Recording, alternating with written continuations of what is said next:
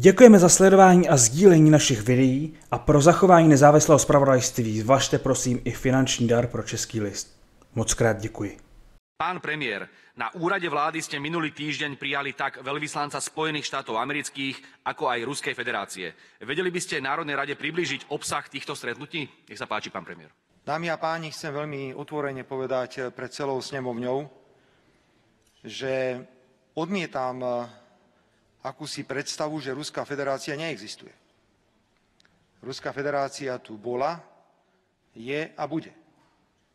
A v nejakom okamihu skončí vojna na Ukrajine a dôjde podľa môjho názoru k významnej štandardizácii vzťahov. A už vidím, možno teraz prepáčte taký skrátenejší slovník, ako sa budú predbiehať západné krajiny v možnosti opätovne otvoriť ekonomické styky s Ruskou federáciou.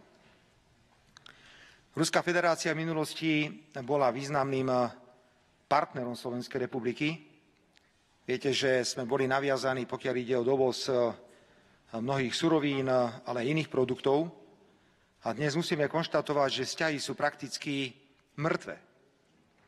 Dnes tak naša ambasáda v Moskve, ako aj predstavitelia Ruskej federácie tu v Bratislave sú totálne izolovaní, s nikým sa nestretávajú. A ja si nemyslím, že to je správne, pretože my sa musíme rozprávať. Ak sa nebudeme rozprávať, tak sa veci nebudú posúvať ďalej. Patrím medzi politikov, ktorí vždy hovoria priamo a preto aj pánovi veľvyslancovi som v minulosti povedal, že použitie vojenskej sily na Ukrajine bolo porušením medzinárodného práva. To ale neznamená, že sa s ním nestretnem a nepodám mu ruku. Veď predsa to isté sme povedali, keď bola použitá brutálna vojenská sila v Iraku, kde zomrelo takmer 1 000 000 civilistov, kde sme dokonca prijali rozhodnutie a stiahli našich vojakov z Iraku. A teraz nemám mať normálne vzťahy s americkým veľvyslancom? Mám sa tváriť, že Spojené štáty americké neexistujú? Musíme si jednoducho zvyknúť, že budeme robiť slovenskú zahraničnú politiku. Budeme robiť politiku, ktorá bude orientovaná na národno-štátne záujmy Slovenskej republiky a nebude to nikdy inak. Využívam túto príležitosť a chcem aj vysloviť také prekvapenie nad tým, ako dnes veľvyslanectvo Spojených štátov vstúpilo do interných slovenských záležitostí.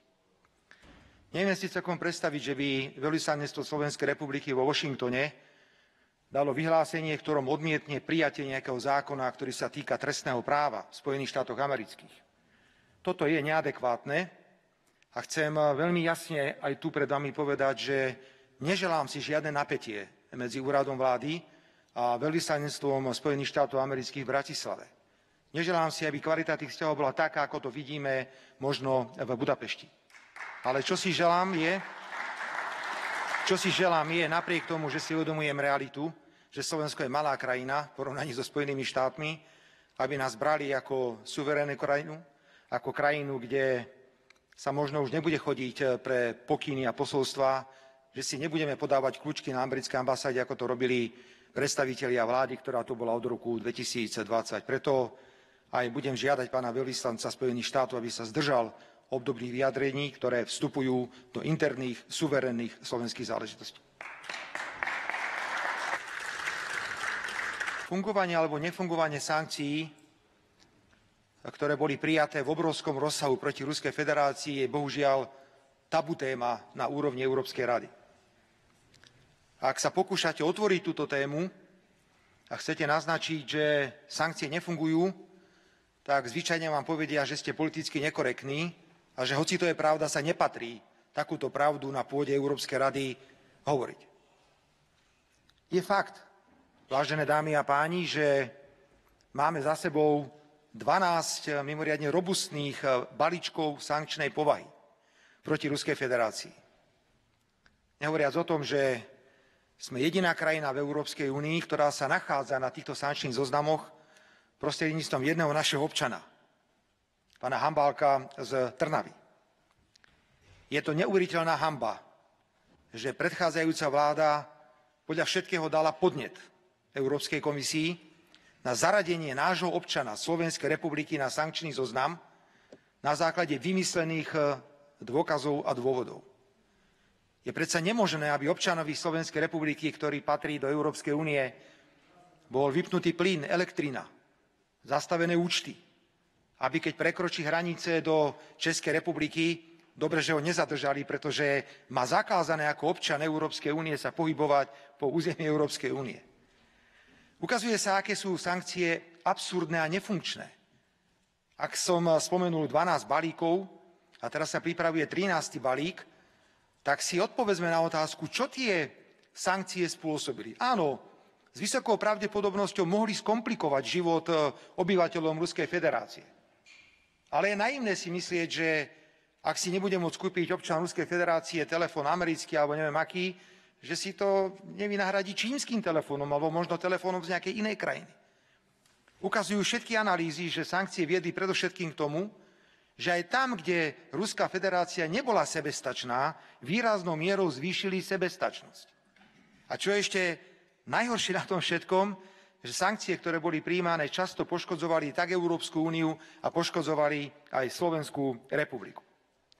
Vážené dámy a páni, chcem vás informovať, že v súvislosti s 13. balíkom, ktorý je teraz na stole, sme predovšetkým monitorovali, monitorujeme, či obsahuje aj určité prvky zákazu vo vzťahu k mierovému jadrovému programu.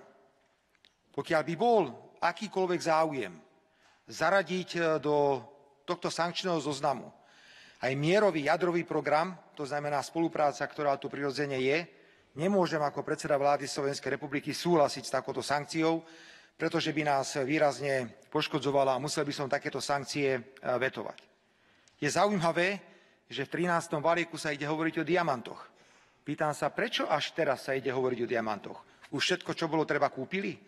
Všetko sa už poschovávalo? A teraz ideme riešiť diamanty prakticky 2 roky po začatí vojnového konfliktu?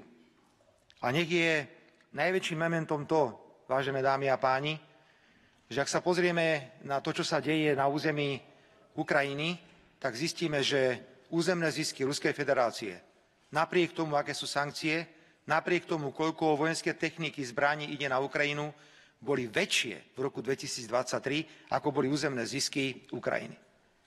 Vidíte, čo sa deje v Spojených štátoch, pokiaľ ide o vojenskú pomoc, vidíte, čo sa deje ďalej. Preto ja podporujem myšlienku, že by sme mali na úrovni Európskej rady otvoriť diskusiu o tom, či stratégia Európskej únie k Ukrajine funguje alebo nefunguje. Ja som presvedčený, že nefunguje. Ale to musí byť spoločné rozhodnutie, pretože ako náhle niečo poviete, čo nezapadá do toho jedného jediného správneho politického názoru, tak ste okamžite označovaní za nekorektného politika. Ďakujem pekne. Děkujeme, že sledujete Český list a sdílíte naše videa.